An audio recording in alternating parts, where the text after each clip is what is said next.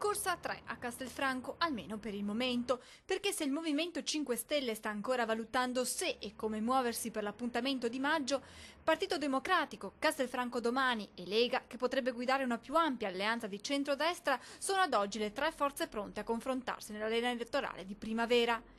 In attesa delle decisioni del centrodestra, il centro-sinistra il suo candidato lo ha già scelto lo scorso 30 novembre con le primarie.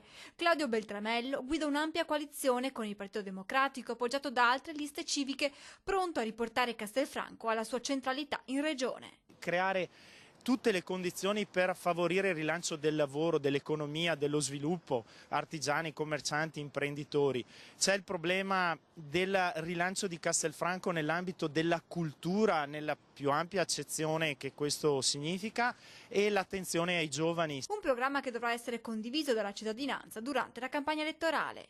Noi vogliamo arrivare ad avere un programma sostenibile, reale e condiviso, già discusso con le persone. Deciso nei giorni scorsi anche il candidato della Civica Castelfranco Domani. Si tratta dell'architetto Gianni Fiscon, che non esclude l'apertura ad altre forze politiche che condividano il loro programma. Bisogna parlare dell'ospedale, bisogna parlare del ruolo delle associazioni, bisogna parlare del ruolo della cooperazione, che a Castelfranco è fondamentale, e delle esigenze oggi nel sociale che sono molto pressanti. Anche Fiscon, come Beltramello, concentrerà la sua campagna elettorale sul confronto e sull'ascolto dei cittadini castellani. Se si resta seduti in qualche sedia o se si crede che i partiti ti dicano quali sono le esigenze, sarà molto difficile. Dobbiamo andare alla gente a chiedere cosa ha bisogno. E intanto sono proprio i cittadini di Castelfranco a dettare le priorità per la città. Viabilità, strutture, e dopo prendere in considerazione anche tutto quello che può essere il mondo del lavoro. Io che ho il negozio qui in centro spero